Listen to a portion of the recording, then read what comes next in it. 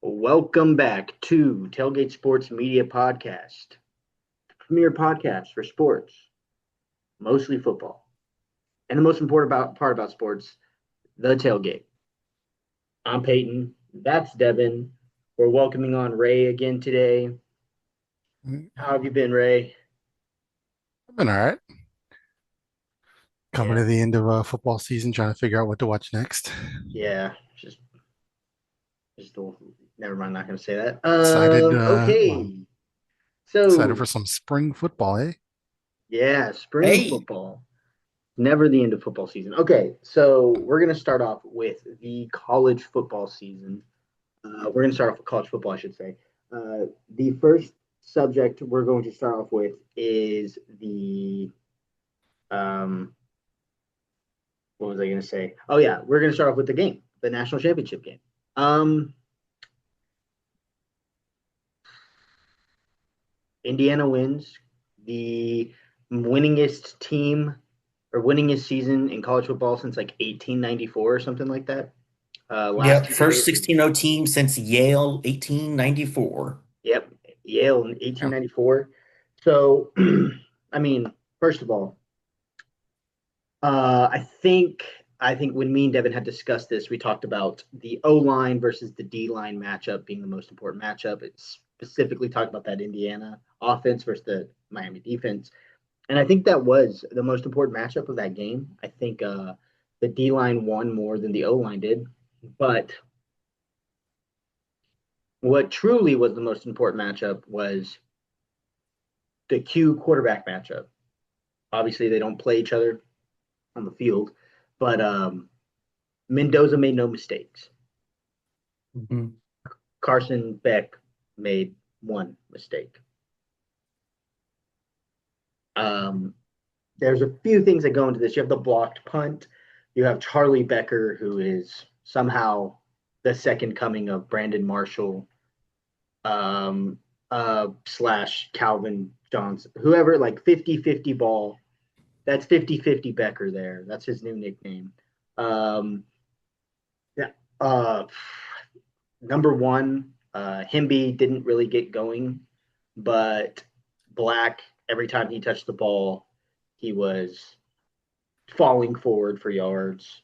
They gashed him. The one most important run play of the game was Mendoza, 4th and 5, QB draw.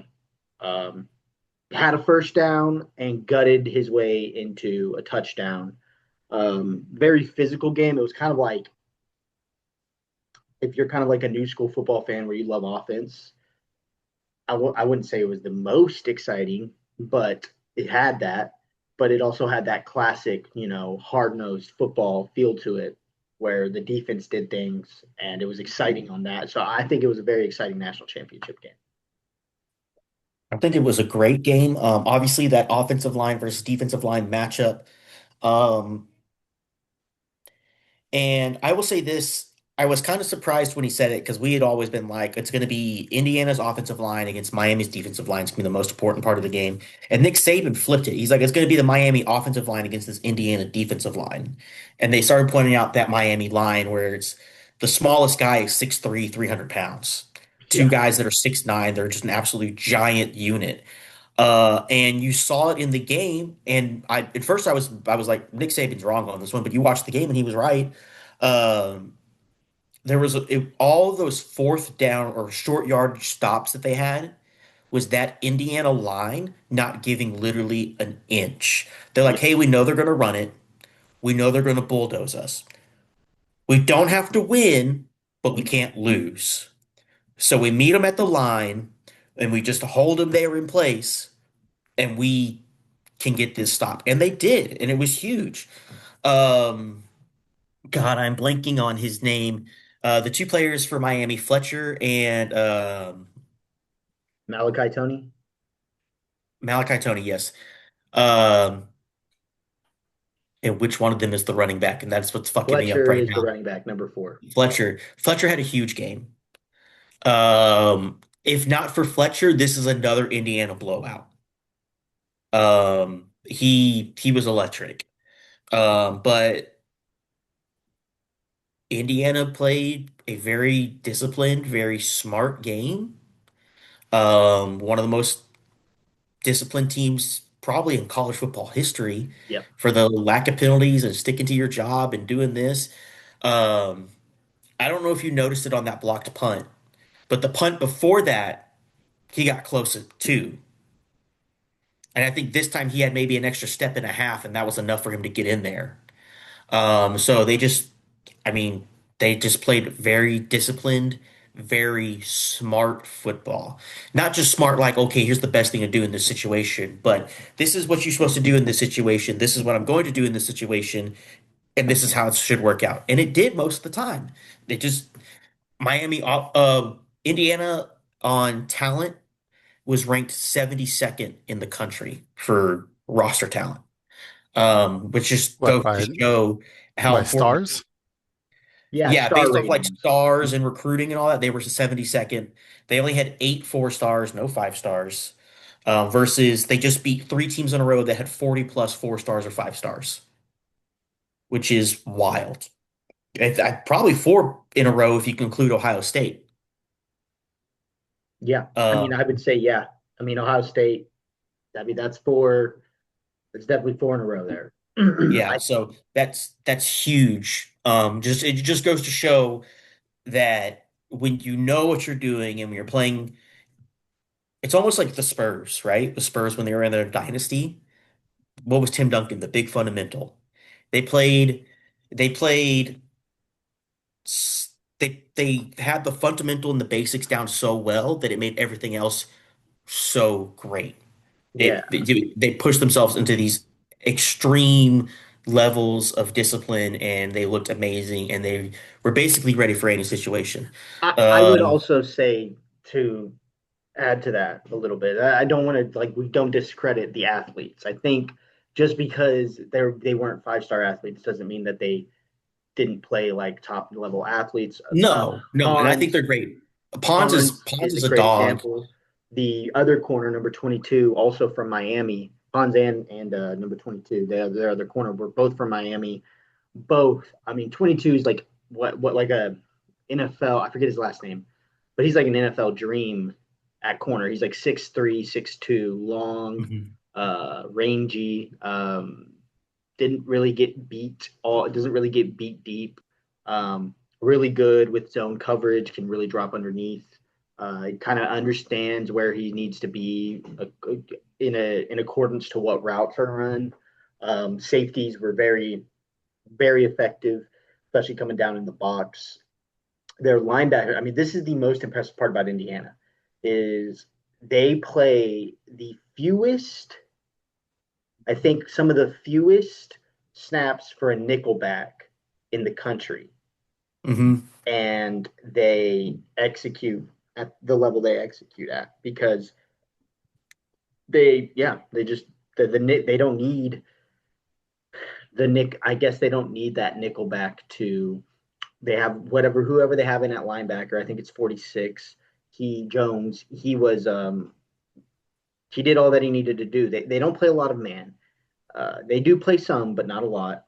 They're a match defense. Like almost like a triangle defense kind of thing. They kind of run. It's a lot of match. It's a lot of zone. It's all zone principles. Everything they do is zone principles, Mhm. and it's very successful. Anyway, what about you, Ray?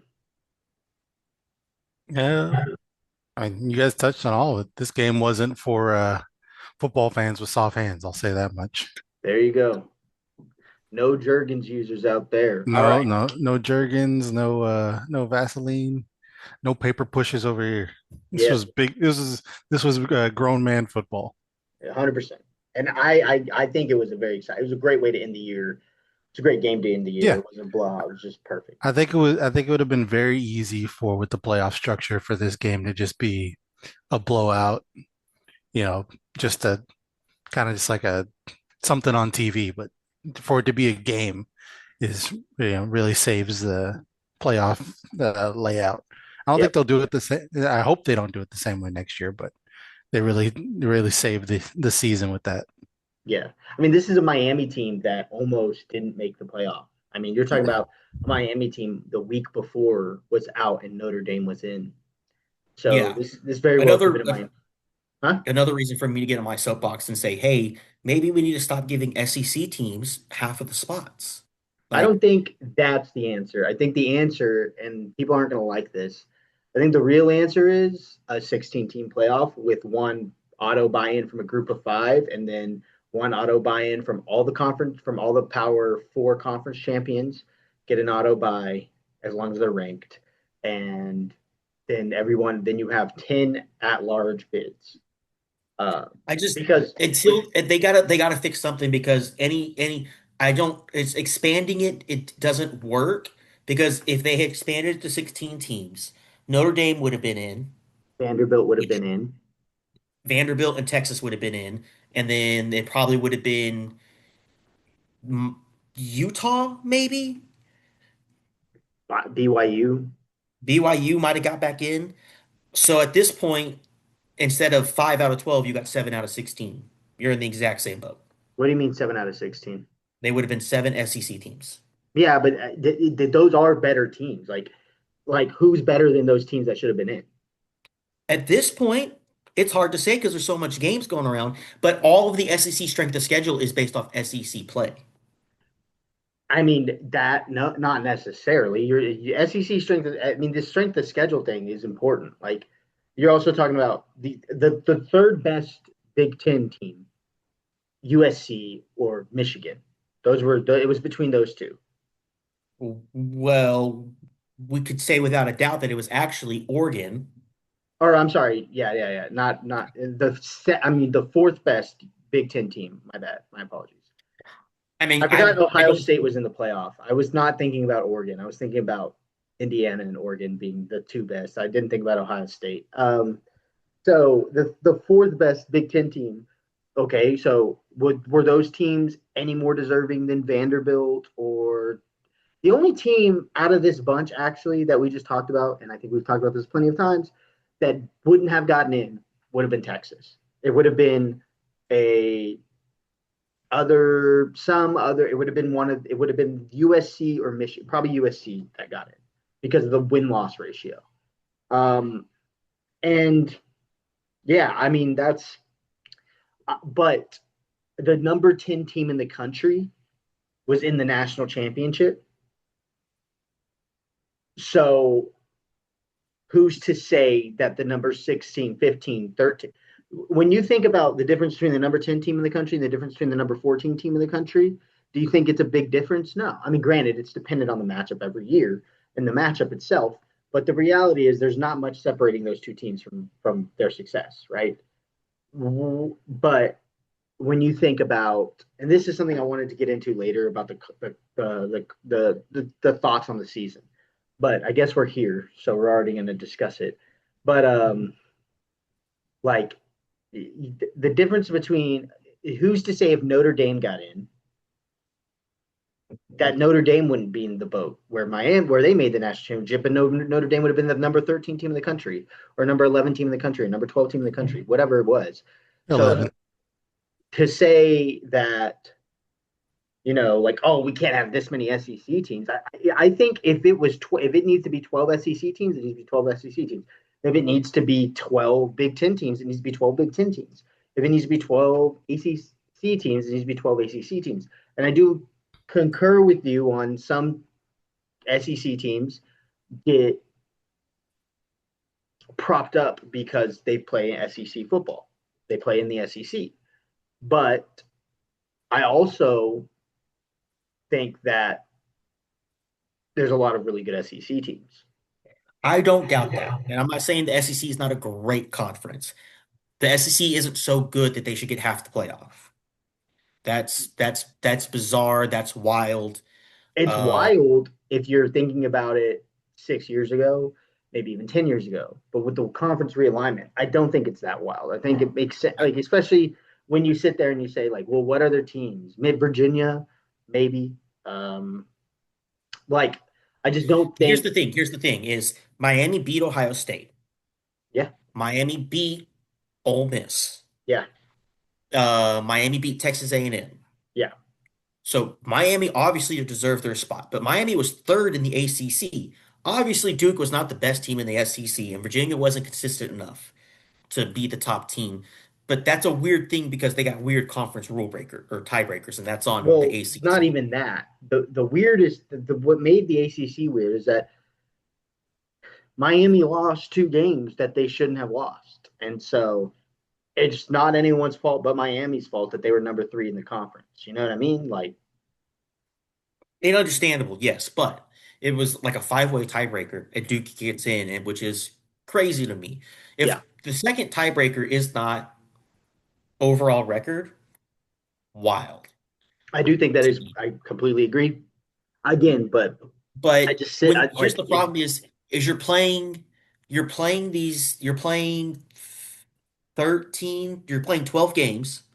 You're playing 12 games against here's what I'm trying to say is why it's so wild for the SEC to get half those spots just out of like, well, it's the SEC. In the NFL, you play 17 games in a season in a 32 team league. Granted, six of those games are against three teams, but still you're playing damn near half the league. So it's easy to see why the North, like the NFC West, got three teams in. They went 12-5.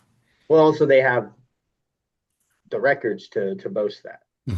Well, yes, exactly. They have these good records, but their record isn't just them playing a bunch of division games. They Yeah, go play teams all across the place versus now where you get to a point where we have these super conferences, so you got to play more conference games. You're 9. playing less Everyone out plays of 9 conference games. conference games. You're playing nine conference games. In the SEC, the majority of these teams are playing one cupcake. They're playing an FCS team a week before rivalry week, so they take a week off there. They're playing a cupcake for their opener somewhere, some team they beat by 60, and then they might, some of them maybe have a good out of conference game. Credit to Texas, they play good out of conference games. Oklahoma's playing good out of conference games. Most of the others aren't doing that. LSU played a good, should have been a good conference out of conference game against Clemson, but both those teams fell off hard. Yeah, I mean, yeah.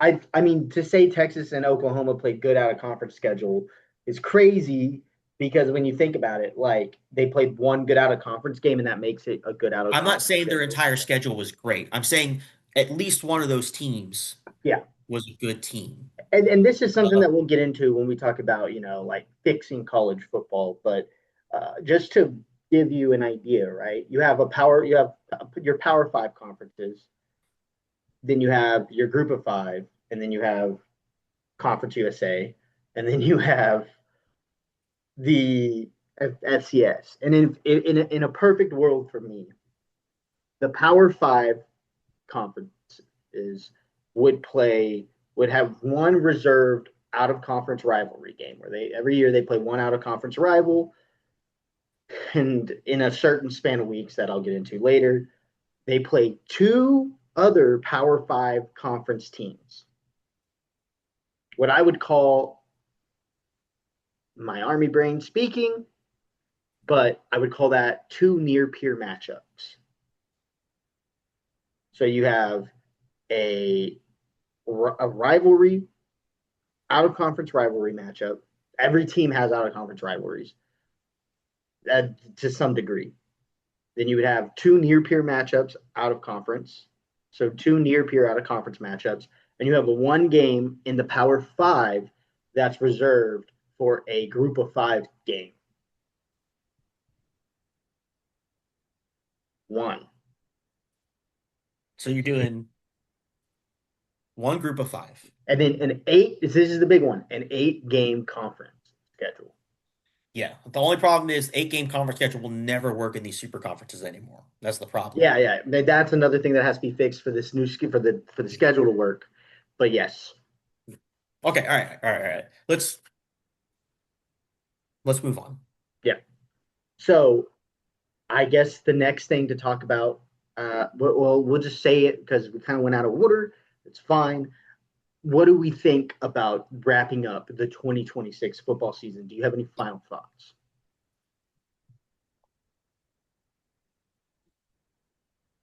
A lot of coaches Um, getting cut early. I think my final thought is that with all of the new this is what like I was thinking about watching the championship game. Not even my team, but just as a college football fan, with all the new like, everyone's getting fired 4 weeks into the season, all the new money and players transferring every year. At the end of the day, the product is the same old product Hmm. when you watch it. It's like there's nothing better than college football. Watching Indiana in the Miami game like reconfirmed that for me. And you just watch like there's certain things about college football that you just won't get in any other sport. Um, and the storylines, the pageantry, um, the tradition, the rivalry, the hate, the fans. It's none like there's very few professional football organizations where the fan or the type of fan is the same as the type of fan you get in college football, and it's I don't know. To me, it's just watching Indiana win their first championship ever. It was incredible, and that's something that you don't get out of a lot of like. It's very hard to get that storyline in the NFL. mhm. Even when a team wins their first Super Bowl, it's like not as for me. It's just not. It doesn't hit as hard as when Indiana wins the first national championship.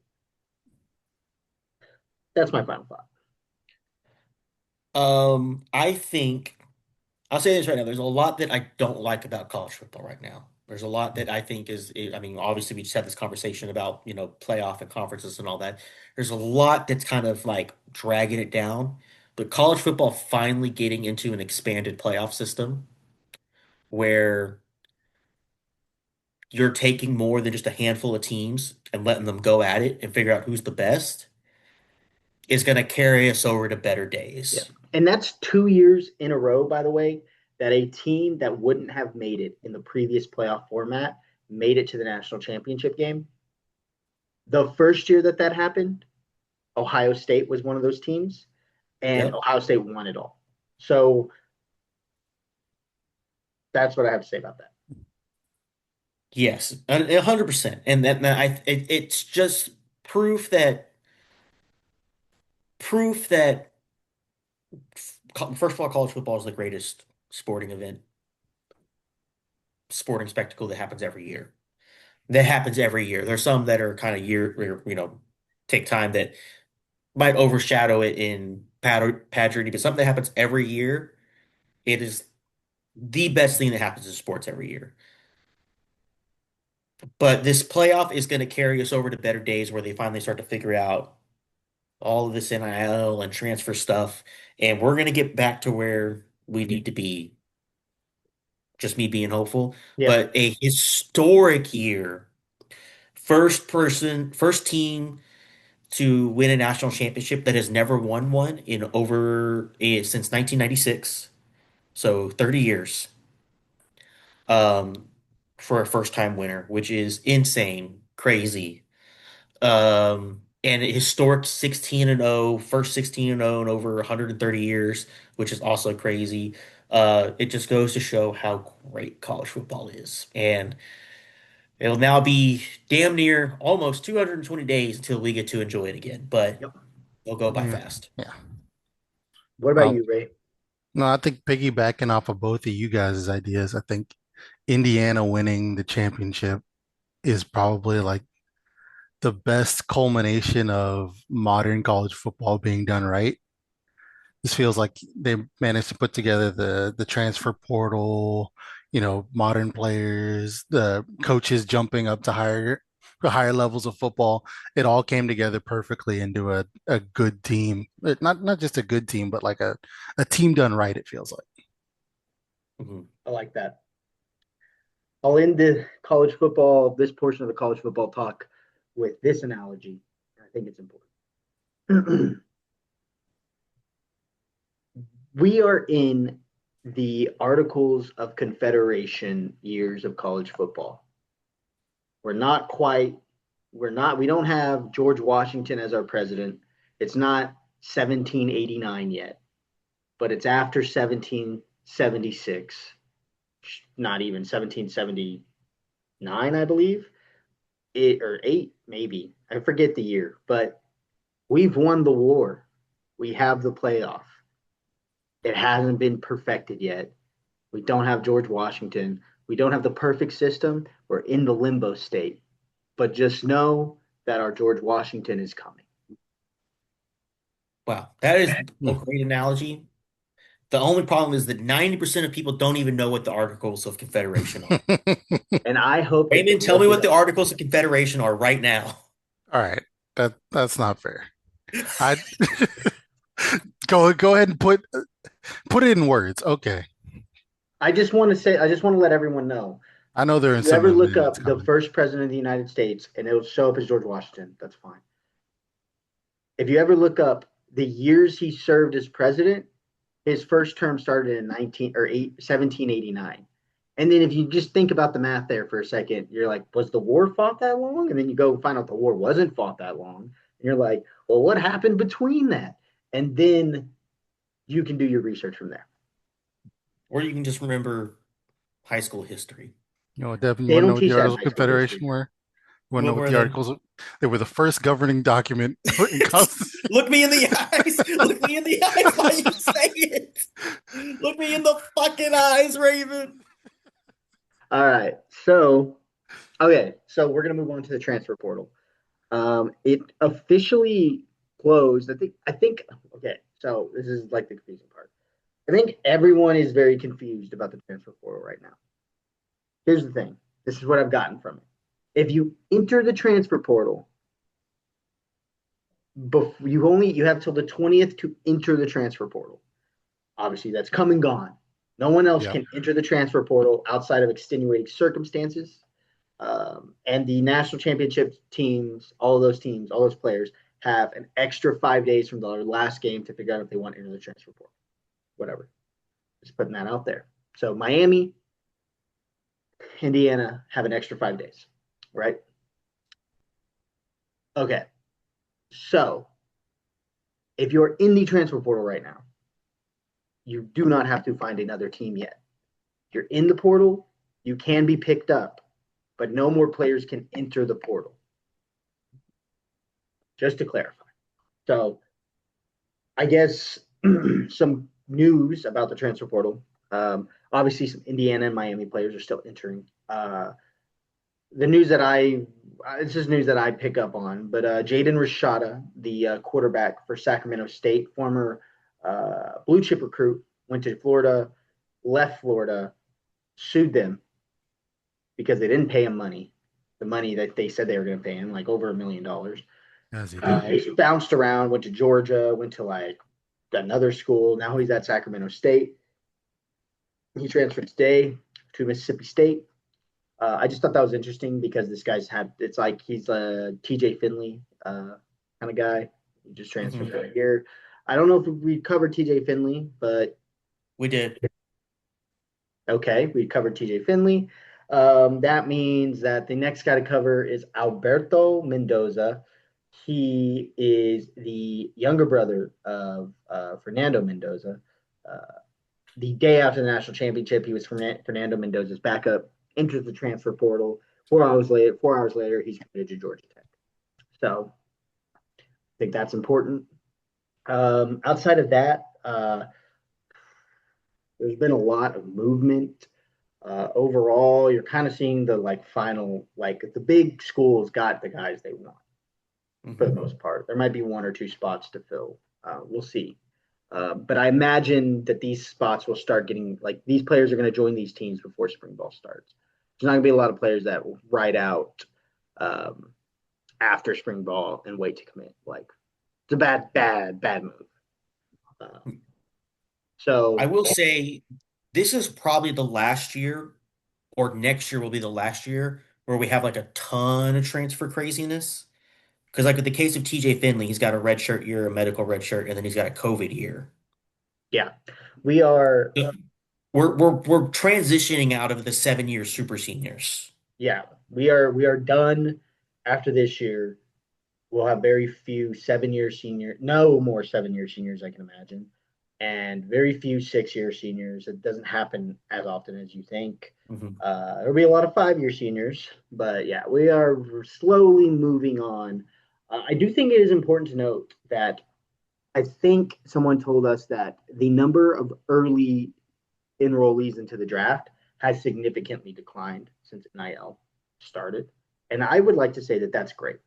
That's actually Yeah. I think it's what a good thing. NIL is designed to do, is keep good players in college football to make the Mhm. product better. And I think that shows with players like Fernando Mendoza, like people that, granted, he wasn't really going to be a high draft pick until this year, so he did really good for himself. But yeah, so that's all I have to say about NIL and transfer portal. Anybody else? Okay, so I Raymond needs to think transfer to a damn history class, not knowing his Articles of I Confederation. know what they are. I just don't have a definition for you. I'm not just gonna put a definition on wax and be like, "Oh, you fucked up the Articles of Confederation. He doesn't know what they really are." All you had to say was they came before the U.S. Constitution. A lot of people don't know that. All right. The U.S. Constitution, while the longest constitution governing documents of a government for any country right now, are not our first. There was another one. It's yeah. crazy. So this is what I'll. So we're gonna jump into the UFL now. A lot of news UFL. coming out of the UFL. So the first thing we're just jump into it. We're gonna go through this. College football took a little longer than I anticipated. So getting through the UFL. First thing, helmets were released. Everybody's got new helmets. Half of them suck. Here's what I'll say. The we'll start with the teams that already existed. So DC Defenders, original helmets had the camo pattern on them, same exact layout, camo pattern on them. Um, the difference is that instead of a camo pattern, they're white. I kind of like that. To be honest with you, I like that there's no camo pattern. I was never a big fan of it. Cool. And you can look these up. Like if you go to these teams, if you just look up these teams' helmets, you can look up these pictures. I was trying to pull them up, but I couldn't find a picture um, showing them. So yeah, so the DC Defenders now have an all white helmet. It's still the DC Star logo. I don't mind that. They have a different logo that they used to have, kind of like a Minuteman looking logo. I like that one a little better. Wish they'd go back to that one. They haven't. It is what it is. I like the white helmet. So, y'all, what about you guys? I give two fucks about uniforms. That's fair. All right. So anyway, if we don't care about the uniforms, I will go over all the changes really quick. Dallas Renegades, new helmet came out. It is no longer the sky blue that it was. It is now a black helmet with Okay. it's a black helmet. It has the little Renegade picture on it. I think I found the picture for you on the side Yeah, there. black helmet. Uh, Blue and red stripe with the Renegade Cowboy picture on it. It's nice. I like it. I think that it's an upgrade on the old home. I like it. I hope that it doesn't change the uniforms too much. I sent Devin a picture of the uniforms that I liked, and um, I like them. Anyway, the next one, the St. Louis Battlehawks, didn't change much. It's pretty much the same. The big one, next one, Birmingham Stallions. The gold helmet is out. The red maroon plum colored helmet is in. I guess they're getting a color change as well as a helmet change. The new helmet is kind of like this deeper maroon than their traditional red. I don't like it as much. I like the gold helmets. I'm not a big fan, but I think Birmingham fans would agree with me. Um, then the next one, Orlando Storm helmet came out. They had a Orlando Storm logo on a black helmet. Hated it. They have a cool color scheme, purple and orange. They should have leaned into like an orange helmet or a purple helmet or something, or even like a white helmet would have looked better in my opinion. But is what it is. The next helmet was the Louisville Kings. It's that deep green on highlighter yellow, highlighter green, lime green, electric lime, whatever color it is. That color scheme that the UFL loves. Helmet's okay, not in my opinion, not a great logo, not a great helmet. And then the final one, Houston Roughneck or Houston Gamblers helmet came out. Color schemes changed. They are no longer red, white, and blue. They are red, yellow, black. I actually like the color scheme. It could make if you remember the original XFL, not the original, the 2020 XFL version, the LA Wildcats. They have the same color scheme as the LA Wildcats. I think that's a good color scheme. I kind of like it. We'll see, but it could make for some. But it's an all black helmet with Houston Gamblers logo on it. They did 3 all black helmets. That's what I'm not a fan of. There's Yeah, I Yeah. kind of. Some of the uniforms look very, or like some bits of the uniform are just very, very similar, and it's just kind of like. Also, I haven't seen any. Are these? I haven't seen it. I mean, you might have it in front of you, but are they doing away uniforms? Because all I've seen is just the home uniforms. the uniforms aren't. It's coming out next week, or the in the beginning of February, early February. Okay, so they're just Don't know showing off anything about helmets. the uniforms yet. Okay. We Mike Repoli leaked uniforms, but I don't think they're the real uniforms. I think he's just stirring up I think he leaked those uniforms because those were an idea, and the reason I don't think they've released the uniforms yet is because they don't have a solid uniform yet. And I think the reason that they haven't released the uniforms yet is because he leaked that picture to get feedback to figure out like, oh shit, the way we were going was bad. Which I like. I do appreciate that. It just pisses people off. Some people take everything at face level, and maybe I'm wrong. Maybe those are 100% the uniforms, but I yeah, hope some not. people don't like it. Anyway, so that being said, the uniforms were leaked. So the uniforms that were leaked, um, the big ones, I think. It looked like in the leak, it looked like the uniforms for the Renegades stayed the same, pretty much, right?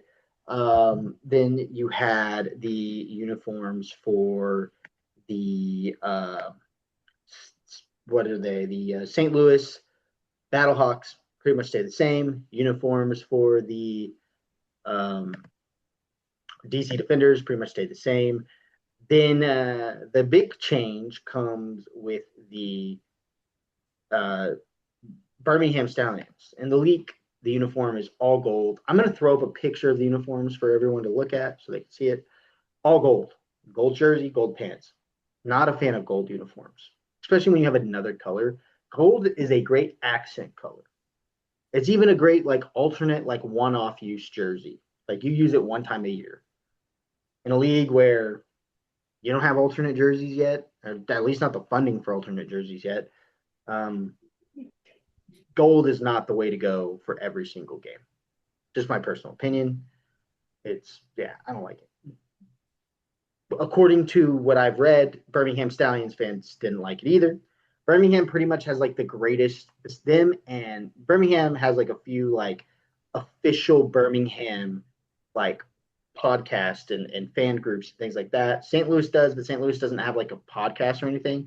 State of the Stallions, great page, great Twitter, great everything. Go follow them. They post a lot of content. They did a poll and it was like 60% of the poll hated the uniforms, and then the other 30% of the poll just didn't like them. So like, there's no one that was like, "This is great." Everyone was like, "What the hell did you do to our uniforms?" So I thought that was interesting. And then the Louisville Kings is just a green uniform with the lime numbers, as they love to do. I'm sure that's what it'll be. Um, then the Houston Gamblers was black with like white numbers. It was a black jersey, black pants, and then the Orlando Storm had black jersey, black pants, and I was like, okay, you have these cool color schemes, like do something. And the other thing about the uniforms that they posted is they all seem very cookie cutter. There wasn't a lot of font discrepancy. There wasn't a lot of design discrepancy. It looked like they all were the same like base style, and they just put different colors, different numbers, slightly different themes. And I would like for them to give each team as much as of a unique identity as possible.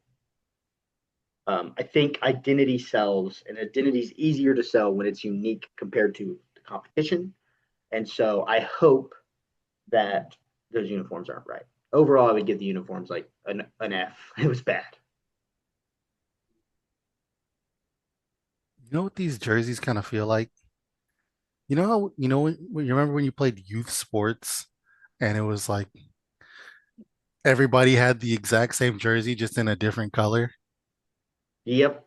That's It's what like this, middle school football, like in at least where I went and played, my team was maroon and the other team was blue, and they just had a blue jersey with white numbers, and we had a maroon yeah. jersey with white numbers, and then everyone had white pants, and it's the same across the board, and it was just so bad.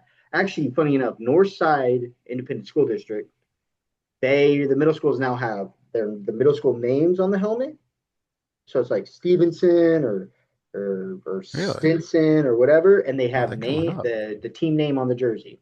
I thought that was interesting. Yeah, it's a come up. They moving up. And they play a playoff game now. They have middle school playoffs, Oh, no and shit. the Damn. playoffs are Why are we played not at going Ferris to middle Stadium. school playoffs? Huh? Why are we not going to middle school playoff That's what I'm saying. games? Like we might go do a tailgate outside of middle school playoff game, but like, is that weird? Just sitting as us sitting Yeah. on a middle school campus getting fucking plastered. You can't drink here. No, Fuck you. This is the playoff America. games are at Ferris. Yeah, that's what I was gonna say. I bet you it's at Ferris.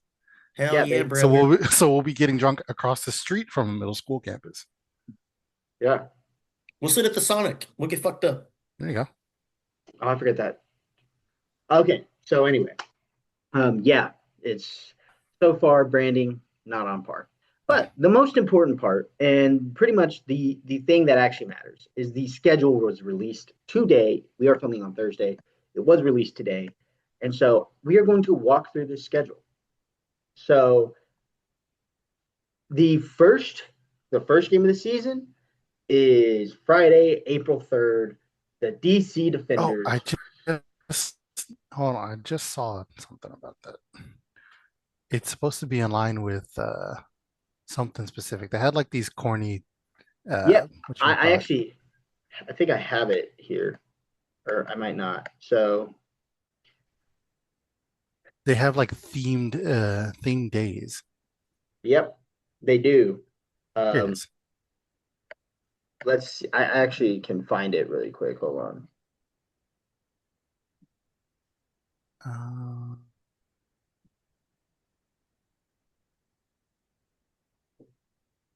So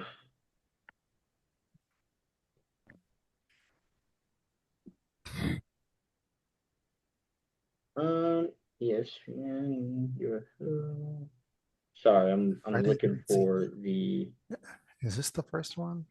April 3rd? so the first game of the season is No. Friday, March 27th. The Okay, no, Birmingham, huh?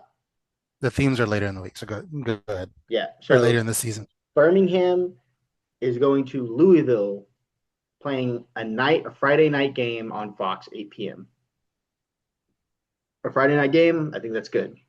Then Saturday, March 28th, DC at St. Louis, rivalry game. That's a good one, noon ESPN on Saturday. That's a good time slot. Houston at Dallas, 4 p.m.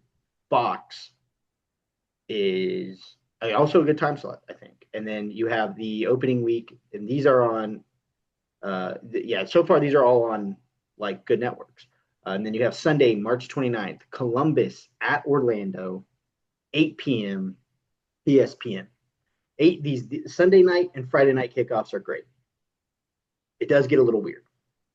Then you have week 2, Friday, April 3rd, DC at Columbus, 8 p.m. Fox. So we have 2 Friday, 8 p.m. kickoffs. Saturday, April 4th, Louisville at Orlando, 8 p.m. ESPN. That's fine. An 8 p.m. game is better than a 10 o'clock, whatever it was, 11 o'clock kickoff. Then you have Sunday, April 5th, Birmingham at Houston, noon, ESPN2. It's our first non main network thing. This is the weird one. I'm not sure why they did it this way. Um, Actually, I know why they did it this way. It's Tuesday, April 7th, right after the college basketball Final Four ends. St. Louis at Dallas the next day, 8 p.m. FS1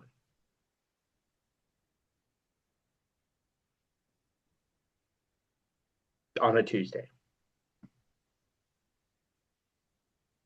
So here's what I'll say They're about that. calling it another shining moment. Yep, it's called another shining moment. Yep. That's weird, but here's the worst part. Then, so that was Dallas's game on a April 7th. Friday, April 10th, Orlando at Louisville, 8 p.m. Very consistent with the 8 p.m. Friday kickoffs. That's great. Houston, April 11th. That's Saturday. Houston at DC, noon. Sunday, April 12th. Columbus at Dallas, noon. Birmingham at St. Louis, 3 p.m. So the 3 p.m. noon games on Sunday we don't like, but it is what it is. Thursday, this one. 3 p.m. and then noon on Sunday. Yeah, it has to do. Well, we don't like it in Birmingham because of church, and also all these stadiums are outdoors, and this is the middle of the summer. Like I'm fine with 3 p.m. kind of rough for summer, but That's yeah. noon I would rather do a night game instead of a noon game. That's where I think the big fix could be instead of doing a noon game, do a 7 o'clock game where it starts to cool off and you people aren't at church. That's the one thing that hurt San Antonio's attendance was these big Sunday games and there's a lot of people that go to church in San Antonio, especially Yep, on Mother's Day and Easter. yep. Which I don't know the dates for Mother's Day and Easter yet, but it is what it is. So Well, they're playing both of them. I yeah, saw that much. that's a 3 p.m. game at St. Louis and a noon game at Dallas. It's going to be the St. Louis 3 p.m. game is the only place you can do it because they play in a dome. So that's nice. The Dallas noon game, that's going to be rough. Sunday, April 12th. That'll probably be rough. It's not as bad as a later game, but April can still be a little cool. So that's kind of nice. But then you get week 4, Thursday, April 16th. Louisville at Houston, 8 p.m. So Thursday kickoff at Houston, 8 p.m. ESPN app. That's the only one. By the way, those two games on Sunday were both on ABC. So that's nice. The two previous games.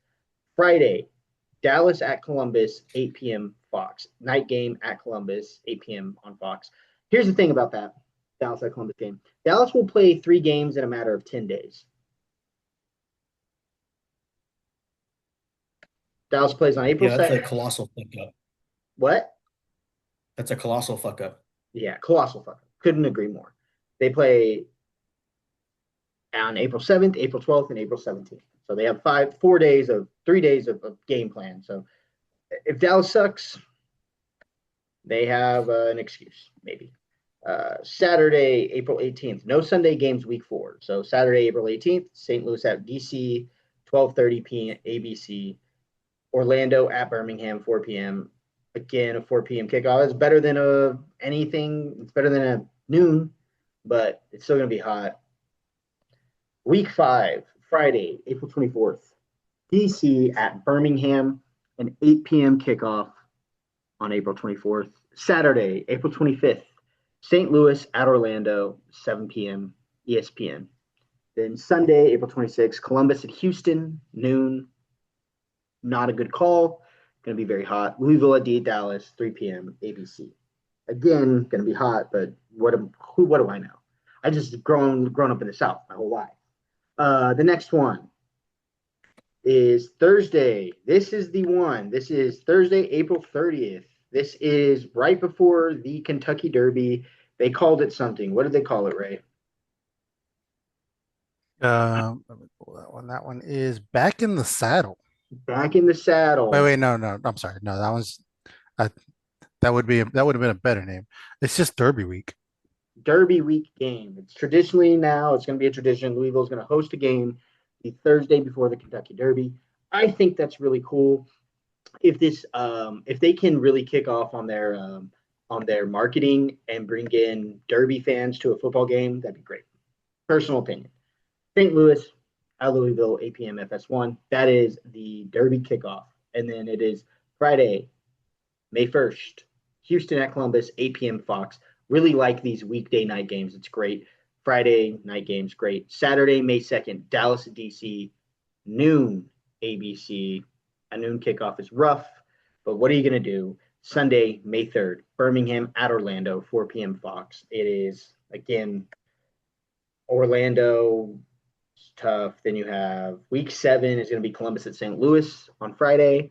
Louisville at DC, or that's all the Friday games are 8 p.m. So I'm not going to say that anymore. Louisville at DC is a 1:30 kickoff on Saturday, and then Dallas at Birmingham is an 8 p.m. kickoff on Saturday. Great time slot for Birmingham. Sunday, May 10th, Orlando at Houston, 6 p.m. kickoff. Great time slot. Friday, Orlando at Dallas. This is week 8. DC at Louisville for Saturday. That's a noon kickoff. That's rough, a little rough. Houston at St. Louis, 3 p.m. And then Sunday, May 17th, Columbus at Birmingham, 1 p.m. I don't get why they're doing 1 p.m. kickoffs. Um, uh, I am curious. I need to look at a schedule and see what holidays are around these times because May 17th, Sunday, May 17th, Columbus at Birmingham, 1 p.m. kickoff is kind of rough. Week 9, Friday, May 22nd, DC at Orlando. Then it's Saturday, Birmingham at Columbus, 3 p.m. kickoff. Sunday, Dallas at Louisville, 4 p.m. St. Louis at Houston, 7 p.m. on ESPN2. And then the final week is Dallas at St. Louis for the Friday game. One Saturday game is Houston at Birmingham, 3 p.m. kickoff. Sunday, 2 games, Orlando at DC, noon kickoff. And then Louisville at Columbus, 6 p.m. kickoff, like that. Then the Sunday game. So they already have the playoff games announced. At least they have the time slots announced. UFL playoffs, Sunday, June 7th. Playoff game number 1 is 3 p.m. on ABC. Playoff game number 2 is 6 p.m. on Fox. Saturday, June 13th, the UFL championship game, 3 p.m. ABC. All right. So what do we think about this? Have they announced the location for it? No location, speculated to be DC. Okay. I actually like the idea of the defending champion stadium hosting the championship game for the next year. I like the concept. I like the concept actually. It's like, okay, you won the trophy. Now, granted, you might not make it, but I like the idea of your stadium gets to host the fucking championship game the next year. Yeah. I mean, probably the biggest thing that would help them is they get to the point where they can actually just have these stadiums on hold for an extra couple of weeks. Yeah. I mean, it'll never happen if they're playing in soccer stadiums. Like, ideally, they get to the point where they can sell large crowds, right? Where they can sell out some games. Because Dallas's best bet was Choctaw Stadium because they don't compete with anybody for that stadium. And if they could sell out that stadium, that would have been great. Granted, stadium's kind of rough, hard to sell out a 47,000 seat stadium. So moving to a Toyota Field that seats like 25,000 is a little better. 20,000 will look better optically. So I like the idea of moving to a Toyota Field. Also, Toyota Field is in a economically more advantageous area of Dallas, more up and coming area. So I feel like that area will have more people go to the games. So Makes sense. overall, schedule's okay. There's some big blunders that I'm very confused about. I think they're trying some new marketing things to get people to tune into games. A Tuesday game. What was it? It was a Tuesday.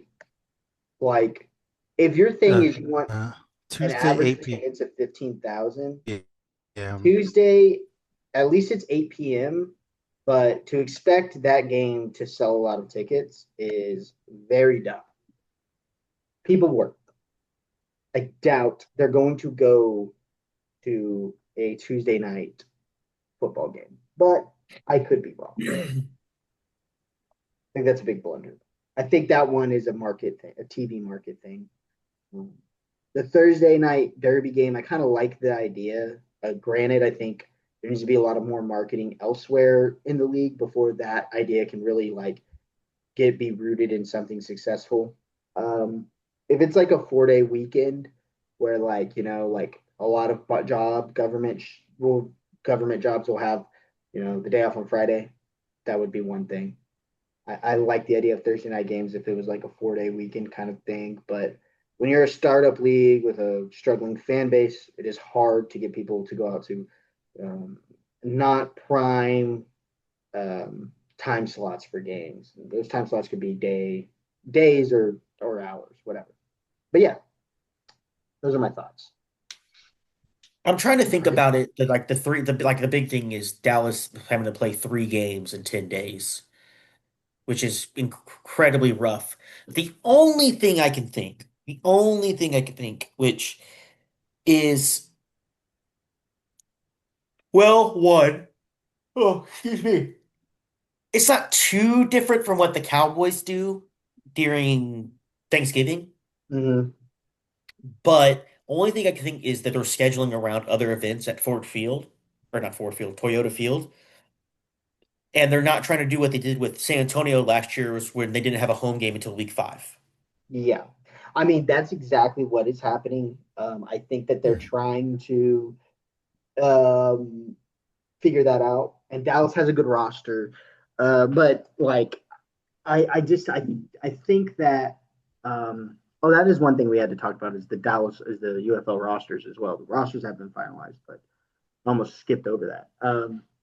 I think that yeah, that's the only thing that makes sense in this regard is there's a scheduling conflict. They don't want to wait until week 5 for a team to have a home game. I think the latest a team starts a home game is week 4, and I think that's Birmingham. But I mean, I could very much see um I could very much see that. So yeah.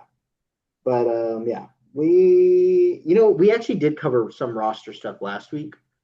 So we'll wait because there's some roster fluctuation. We'll wait. We're gonna move on to the NFL. Um, but yeah, that's the UFL. Some very very interesting things, and we'll get more stuff, and we'll talk about it especially once the NFL ends. We'll have a lot more to talk about with the UFL. Now we go into the NFL. Thank God. All right, so 4 games happened. Um, to be exact, 4 divisional round games occurred. You had the first game was the can't remember it. Hold on, I will remember it. Bills versus Broncos. The first game was the Bills versus Broncos overtime game. Great game. Um, for everyone not that doesn't remember, I picked the Bills. Devin picked the Broncos. By the way, Devin sealed up the. I think you officially win the NFL picks, right? Yeah. Yep. I thought that'd be so we don't have to go over records or anything now. We I'll just get talk them about it. next year. Oh, but I updated it. You want me to talk about it? You can go for it.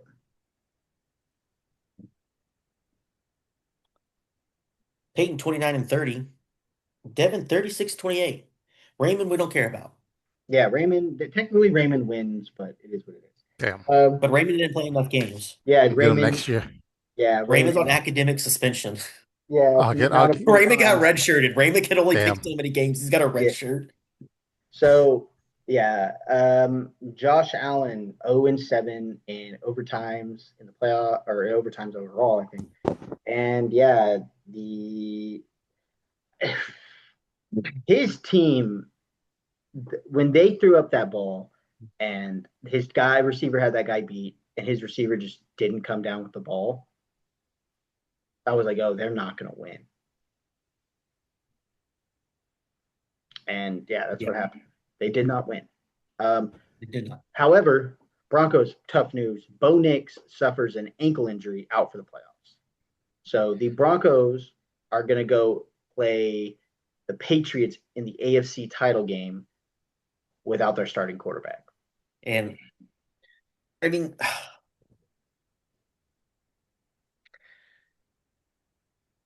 well, before we talk about next week, we'll talk about it when we get to next week's games Yeah, or this week's games. just a sad story for the Broncos.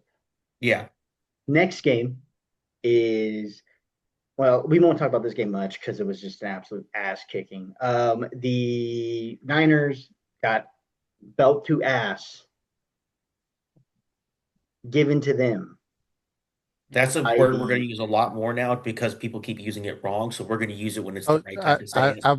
I saw the clip. I'm caught up. Don't worry about it. I'm so telling the the audience we're going to say that word. We're going to say that phrase a lot more now. yeah, Seahawks give the belt to ass to the Niners. I think there's not much to talk about here. It's just an absolute ass kicking. Defensively, Yeah. offensively, everything, every level of football, the Seahawks were better that day. Have we Yeah, confirmed the 49ers actually showed up? The 49ers were pretty beat up, and I think they just finally hit like the end of their rope. It was just like yes, we can't push ourselves any fucking further. like And the valiant Seahawks got a effort. week off, and they're just like, I feel fucking great. Yeah, they looked like the dude from Monty Python when his arms and legs are cut off. He's like, Oh it's just yeah, a flesh wound. tis a flesh wound. Yep. So yeah, Which seems to be the yeah. story of the 49ers year over year. I think the interesting game to talk about next is the Texans versus the Patriots. Um, Texans look. CJ Stroud looks absolutely like he has regressed. He doesn't look great. That Texans defense is really good and will keep them in a lot of games. But geez, man, Yeah. you feel bad for him at some point. Devin's going to be in the quarterback battle next training camp for starter. Yeah, it could be. But yeah, I mean, you have the Patriots. I mean, they didn't light the world on. I mean, like it's hard to lose to a team when they throw you like 3 interceptions, Yeah, no shit. and that's kind of what happened. The Patriots would have had to try, and the game was close for a little bit, and then yeah, the game was close for like the first half maybe, or at least appearing to look close, and then the Patriots I think scored 2 touchdowns in the second half. Hmm. The Patriots had the ideals. I've already said this. Ideally, my offense scores a touchdown a quarter. That was the ideal offense that they had. I don't think their offense scored all their points, but regardless, that's besides the point. I don't remember though. So then the next game, very exciting game, Rams versus the Bears. Caleb Williams is kind of the king of like, I'm gonna run backwards 30 yards and then just throw this thing up. And you would imagine that it gets intercepted, but it doesn't. There's just a guy standing there wide open. Yeah. I'm like the king of that. And um, testament to the Bears is a really good season. It's a lot better than they did. Testament to Ben Johnson, Caleb Williams had a lot of progression. Shows you what a good coach can give you. And yeah, the Rams are kind of just sometimes, in some way, feels like a team of destiny.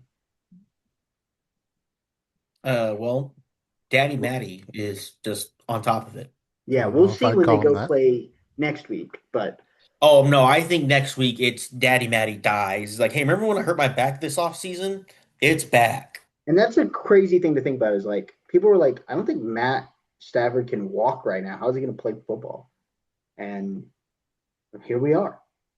Which I mean, yeah. So this brings us to that was the end of the divisional round. Um, I think it pretty much went how we both went 3-1 this week, so we're kind of on top of things.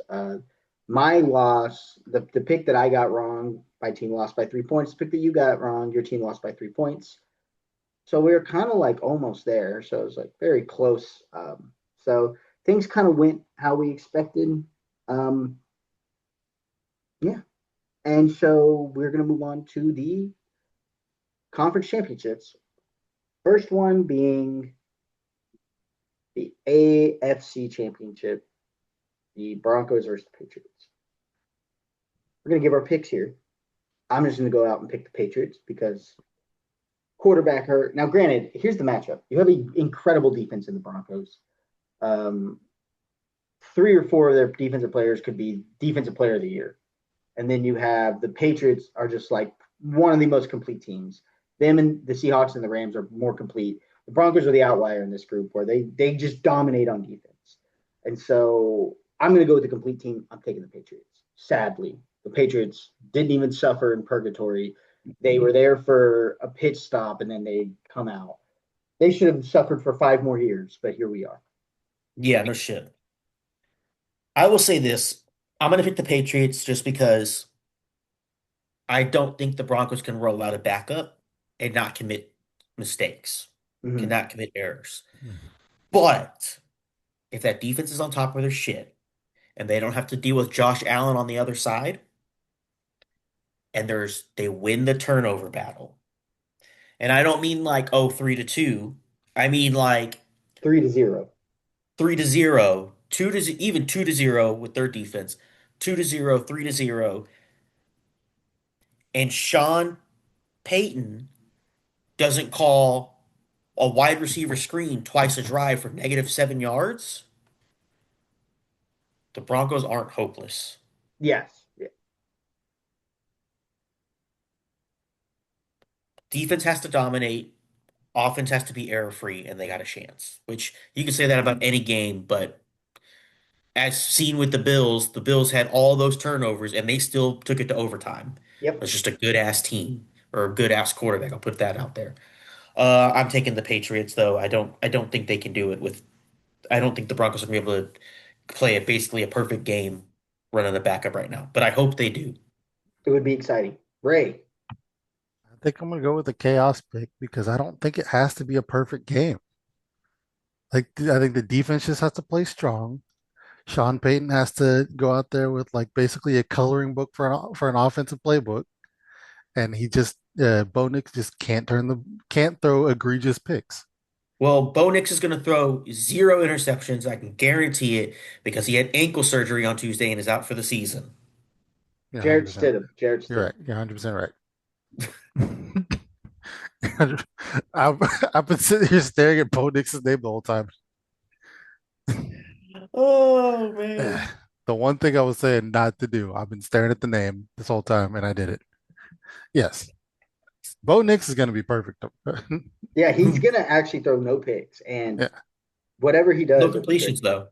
no Yeah, zero completions, completion, zero but with yards. the defense, He's gonna have no sacks. No sacks taken by Bo Nix. yeah, but with the defense, I think that might be enough. Yes, Hey, defense with a defense, anything is possible. And the Broncos have a defense. I just don't see it happening. But I digress. The next game, the more exciting game in my opinion, the Seahawks versus the Rams, um, divisional rivals, divisional matchup. Going to be a really good game, I think. Two very complete teams, complete in different ways. Seahawks defense is better than the Rams offense, better than the Rams defense, I should say. But I do think that the Rams offense is more multiple, has more threats than the Seahawks um, offense does. Now, granted, the Seahawks offense is great. You have Jackson Smith and Jigba, and then you have Cooper Cup, formerly a Ram, and then the slew of running backs that every team has. Then the Rams have um, Puka Nakua, Devontae Adams. They have a couple of the slot receiver that they have is Whittington, played at Texas.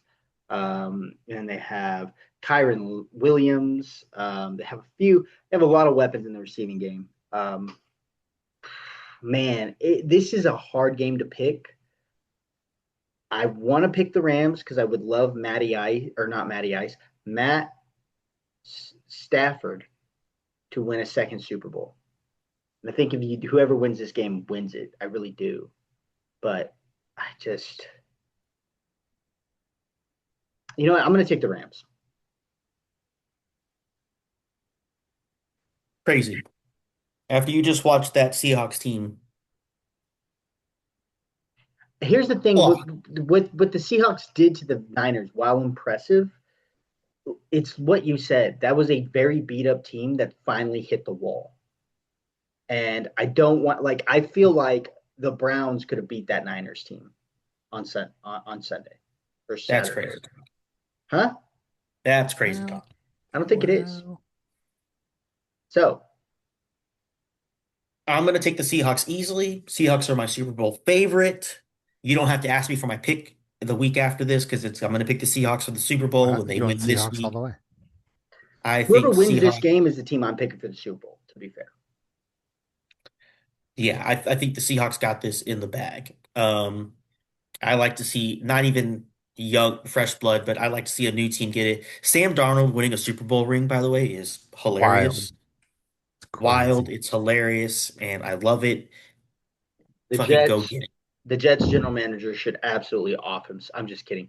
Um, I would be super mad at myself if my team, if the Jets, if I was the Jets general manager, I'd be like, where did we go wrong?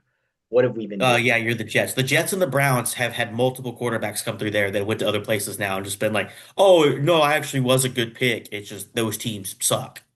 Yeah. All right. And it's a slew of things. And Ray. Yeah, we could just skip through this. I'm going Seahawks. Yep, that's good. All right. That's the I will bring NFL. this up real quick to go back to our other game real quick, though. The weather, one of the big things that can help a defense out and might fuck up a visiting team. 18 degrees and snow Yeah, I don't In think they're really. Colorado, correct? in Denver. That thin Denver air. I mean, these are also both snow teams. Yeah, but Boston's a lot lower elevation. So when Mm, you factor in how cold the air is, plus that thin air, it might make a big difference. might. It could. Just maybe. All right. So we're moving into the final section of today's episode. And that section is the it is the tailgate.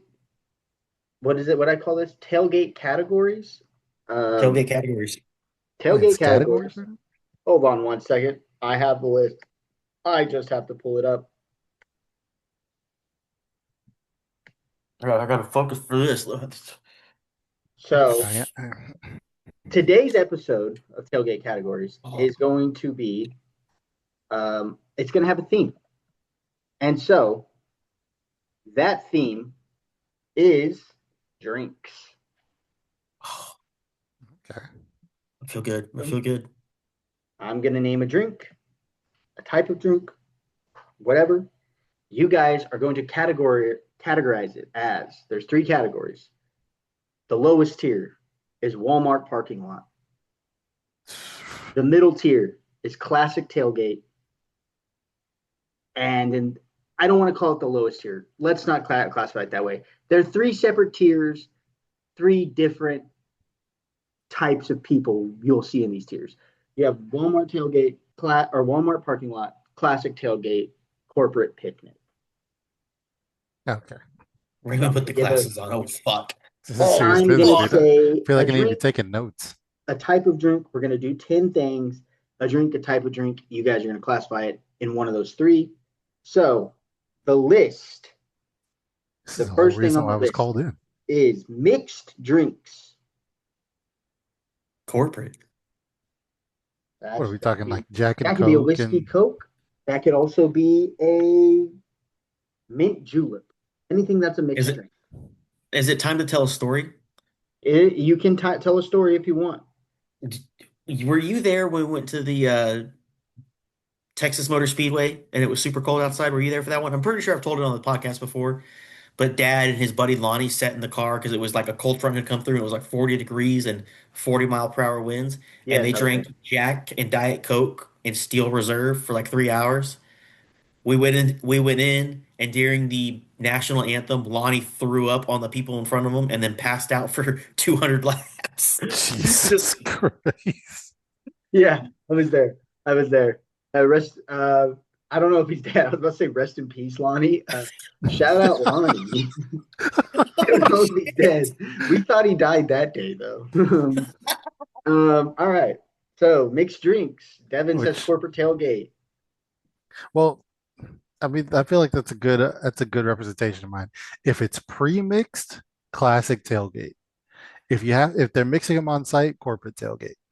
You got I'll it. say this, a Jack and Coke easily can be a classic tailgate. I'm Easily. 100% down for that. Yeah. But when you look at the broad category, it's too much corporate. So it's going to Okay. stay, And well, I won't give my list, but I understand where you're coming from. Okay, but he completely agrees. maybe the next one, boxed wine. Walmart. I think it's got to be Walmart. Yeah. Walmart Walmart. parking lot. Okay, okay. The next one we have Sweet tea slash Arnold Palmer. Classic. Mm, I can see classic. I like classic. I'm too southern to disagree with that.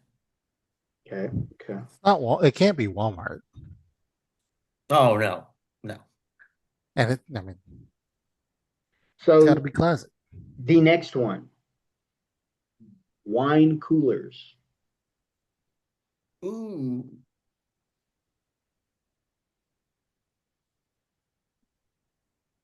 I think I'm I'm gonna gotta say say, classic. yeah, I think I gotta say classic again. Not my pick, but Okay. Classic. The next one, 40s. Walmart. Walmart. Walmart. Don't show up to the tailgate drinking a 40, man. You can't sit with us no more. I don't know. I don't know. I'm just saying. I don't know. I don't know. I put that on upper Walmart. Here's the thing with 40s, right? Is like, again, not giving away. I'm just making the argument for either side, right? And the thing with 40s is it can absolutely be a a tailgate drink. Like you're Yeah, talking about something that, well, I mean, like, would it shock you if it was if you saw it at a tailgate? Would you no, take a step back and be like, what the heck? absolutely not. All Who right. among us hasn't gone to the gas station and grabbed two malt liquors off the shelf and gone to an event? Yeah, Hey, no, I'm gonna say Walmart. It's malt liquor. I It's can't. malt liquor in a 40-ounce container. It's not gonna be a good temperature all the way down unless it's freezing outside. Neither is the beer you left on the table for the past hour and a half. Yeah, but a 12-ounce beer you can down in 30 minutes. You can. Yeah, you down a 40 in 30 minutes, you're not going inside the game. You down 10. You down 10 cans of Bush Light. You're not going inside the game either. Bush Light's not malt liquor. Fair enough. And I petition for it to be upper Walmart. there's no such thing as I upper Walmart. It's Walmart or not. All right, it's Um, Walmart. all right. Next one is Guinness. Corporate. and then I'm gonna say something like, "Oh, is it this or this?" And Peyton's just gonna say Guinness. Yeah. Is it It's Guinness in a can. Guinness in a can? Classic. I can do classic at a. Okay. If it's in a can, I can do it. Next one, Kool-Aid. Hmm. Something for the kids. I'll call it classic. Kool-Aid, Kool-Aid, Kool-Aid. I would say classic. Next one, coffee. Corporate. Corporate, yeah, fuck. Ooh. Oh, Okay. Next one, hot chocolate. corporate. Corporate. Next one, Everclear. That seems too expensive for Walmart. I've never bought Everclear, so I couldn't tell you how expensive it is. Can get up It there. it feels. I mean, neither have I, but it feels pricey. You don't see it while just walking into the liquor stores. I'm assuming it's pricey. As a matter of fact, let me figure out what a bottle of Everclear runs. I'm I'm literally sorry. looking it up right now. Coffee and hot chocolate are the same. I misread it. They're coffee slash hot chocolate, by the way. So we're on number nine, Everclear. Oh, hold on. We got a $16 bottle of Everclear. Are you mixing the Everclear or are you drinking it straight? Doesn't matter. It's just there. It's there for the consumption. Grain alcohol. Oh, I might have to come back around on Walmart. I'm thinking it's Walmart, honestly, yeah. Yeah, I'll go Walmart. All right. 90% alcohol that if you're shooting it shot, you're dead. Or Yeah, shooting it straight, you're dead. that If looks you're like mixing some. it, it's just I'm ugh. getting Talladega vibes off these Everclear bottles. Yeah, All I'm right. getting hardcore Talladega. And the final option, homemade moonshine.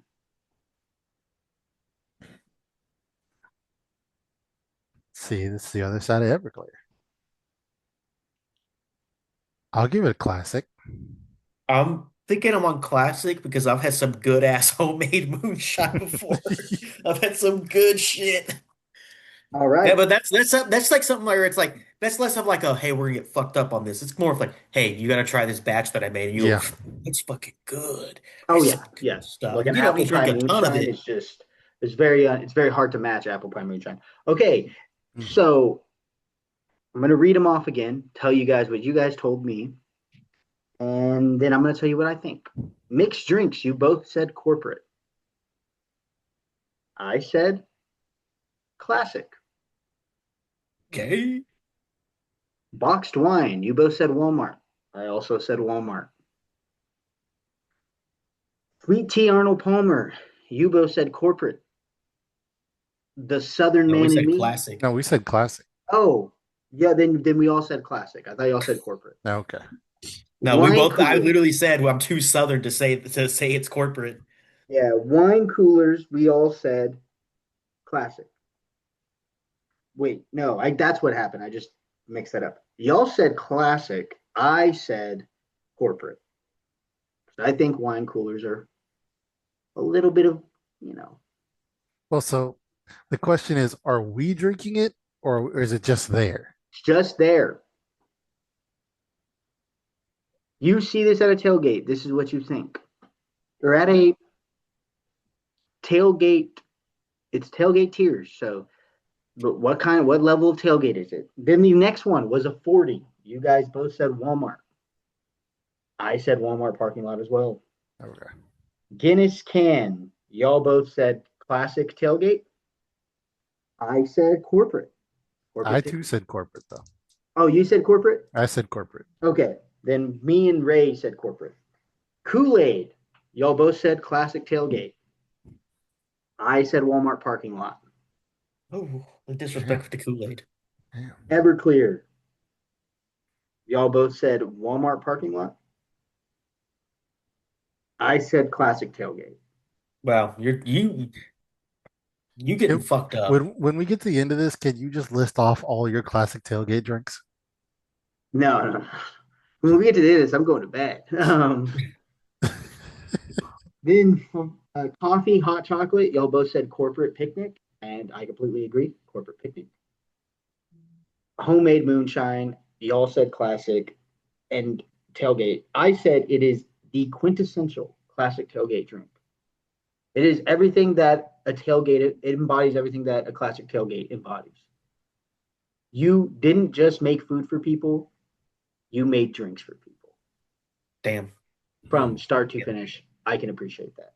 So therefore, to me, that is that a homemade moonshine embodies what a classic tailgate, like the spirit of a classic tailgate. All right, that's the list. Whoa, did something. That's the list. We are. That was episode 22. Okay. 22, double dose. So as episode 22 of the Tailgate Sports Media Podcast. Thank you everyone for joining. Thank you, Ray, for coming on. We're going to do more Tailgate Tiers. We'll have more UFL news.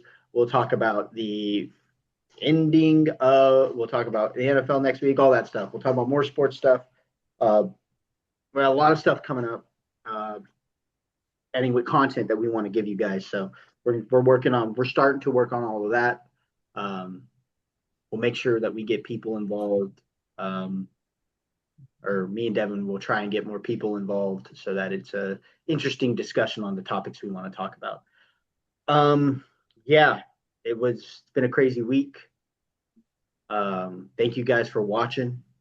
Thank you guys for tuning in. If you guys watch it and like it, please subscribe, do all those things. Let me quit my job. Just kidding, I can't. I can quit my job though. Please help. Yeah. So please let us hire Ray so we can officially hire Ray. We'll pay him $7 an hour. Yep. I can define different political documents over the years. yeah. We'll have Ray as our political historian. He also covers the Jewish basketball league. Yeah, Oh and yeah. the Jewish basketball league, and then we'll hire Cinco to cover the regular basketball league because No, he's covering HBCU football. oh yeah, HBCU football. That's right. Okay. Yep. With that being Celebration said, Bowl correspondent.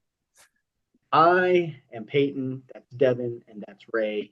Thank you guys for tuning in. Episode 22. Do all the things like I said. And yeah, see you.